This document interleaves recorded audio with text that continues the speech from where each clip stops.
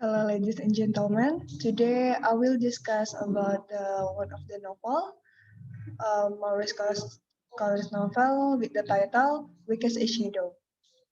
Weakest a Shadow is the story of a black lawyer in a version of the American South. We are dropped into a future where the country is even more willing than now to follow its worst, more racist inclination.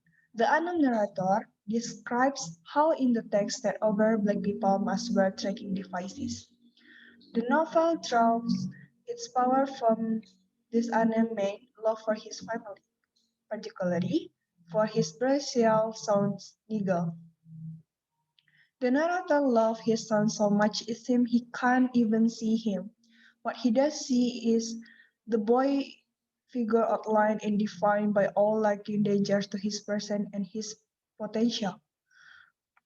Our narrator is especially worried because of the metastasizing birthmark that cover his son's body, definitely size of color that remind the world that Nigel is black, about as unfortunate as any in the mind of his father.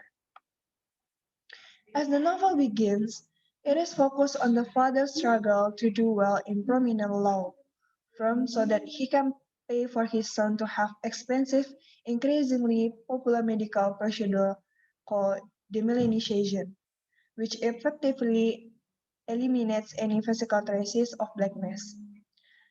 As the novel progresses, however, it evolves from an account of political compromise into one of protest and radicalization. In trying to describe a book like this, it is easy to imagine something on the satire that discusses American racism or something along this line. And it certainly it is that. What must not be lost, it is often the case with the reductive level with stage to such work in how love is at the core of this funny, beautiful novel.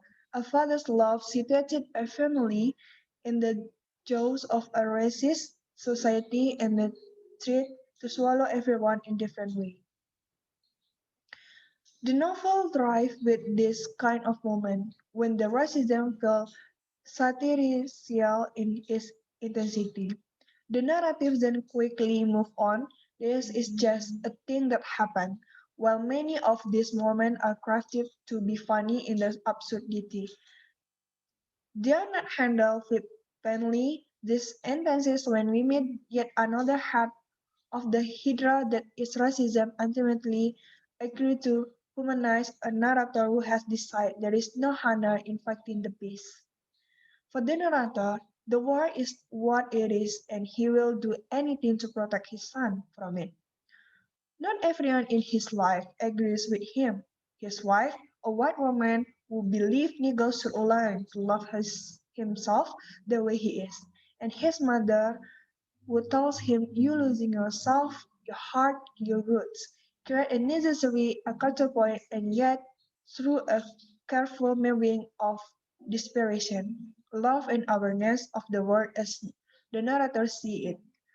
Ravens make understand how is that this man might have become broken this way. At any moment, the narrator can summon the kind of magic that makes you want to slow down, reread the experience and the pleasure of him crystallizing an image again. The narrator intellectual style also allows for a lot of intense level fun. Whenever far from the flourish or a stroke suddenly beauty and grab the knob with both hands, a transparent crystal ball, that make us pause and say damn as we realize just how closely the narrator is paying attention to the world around him. Through his character, the author reminds us that human rights don't have a season, that you don't compromise on your humanity, that if you do, you risk becoming an agent of oppression.